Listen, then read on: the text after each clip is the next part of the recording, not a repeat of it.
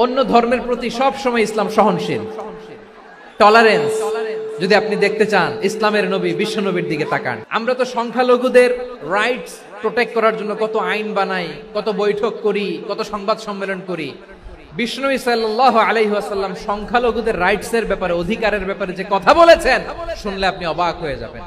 আপনি নামাজি, আপনি মুসল্লি, আপনি হাজী সাহেব, তাহাজ্জুদ পড়তে পড়তে কপালে দাগ ফেলে দিছেন। আপনার প্রতিবেশী হিন্দু, ভাবছেন আমার তো পাওয়ার আছে, ওর জমিটা দখল করি। খবরদার, বিশ্বনবী বলেন কোন সংখ্যালঘুর উপর যদি কেউ আক্রমণ করে, তার প্রাপ্য তাকে না দিয়ে যদি তাকে ঠকায়, তার উপর জুলুম করে, তার সম্পদ যদি কেড়ে নেয়, আমি নবী, তুমি মুসলিম হইতে পারো, মুসল্লি হইতে পারো, তার পক্ষে তোমার বিপক্ষে আল্লাহর দরবারে বাদী হয়ে দাঁড়াবো। এখানেই শেষ নয়, বিশ্বনবী বলেন মান কাতালা মুআহাদান, বুখারীর বর্ণনা, মান কাতালা মুআহাদান লাম ইয়ারাহ রাইহাতাল জান্নাহ। অন্যায় ভাবে কোন মুসলিম যদি কোন সংখ্যালঘুরে হত্যা করে, জান্নাতে যাওয়া তো দূরের কথা, ওই মুসলিম জান্নাতের ঘ্রাণও পাবে না। যে আল্লাহ বিশ্বাস করে আর আখিরাতে বিশ্বাস করে, সেজন্য প্রতিবেশীর সাথে ভালো আচরণ করে। প্রতিবেশী আস্তিক হোক নাস্তিক হোক, প্রতিবেশী মুমিন হোক মুশরিক হোক, প্রতিবেশী হইলেই তার সাথে ভালো আচরণের দরকার আছে না নাই? আজকে যে টপিকের উপর আমি কথা বলবো, টপিকটা হচ্ছে peaceful coexistence and communal harmony, শান্তিপূর্ণ সহাবস্থান এবং সাম্প্রদায়িক সম্প্রীতি। আমাদের বাংলাদেশে সাম্প্রদায়িক সম্প্রীতি আছে না নাই?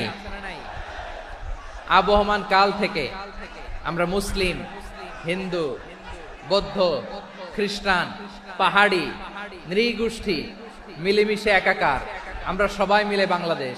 আমাদের পারস্পরিক সম্প্রীতি, ভালোবাসা, সৌহার্দ্যপূর্ণ আচরণ, বোঝাপড়া, এটা বেশ মজবুত।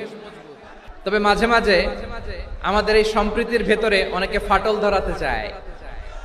আমরা যে সুখে আছি, শান্তিতে আছে, এটা অনেকের ভালো লাগে না। আমাদের মধ্যে সাম্প্রদায়িক সম্প্রীতি, সৌহার্দ্যপূর্ণ আচরণ, ভালোবাসা, এটা আবহমান কাল ধরে আছে। তার প্রমাণ, আমরা তাফসিরুল মাহফিলের আয়োজন করলে আমাদের হিন্দু ভাইরা ডিস্টার্ব করে না, ঠিক কিনা? এবং আমি যদি বলি হাত তোলেন, হিন্দু ধর্মের কারা কারা এসেছেন, কত শত কত হাজার যে হাত উঠবে, আপনি অবাক হয়ে যাবেন। আমি চাচ্ছি না হাত উঠাতে। So it's our responsibility to present our religion to our non-Muslim brothers and sisters. আমাদের অমুসলিম ভাই বোনদের কাছে ইসলামের সৌন্দর্য তুলে ধরা, এটা আমাদের দায়িত্ব। We all are the ambassador of Islam. আমরা প্রত্যেকে দায়িত্বশীল, আমরা প্রত্যেকে এক একজন ইসলামের অ্যাম্বাসেডর।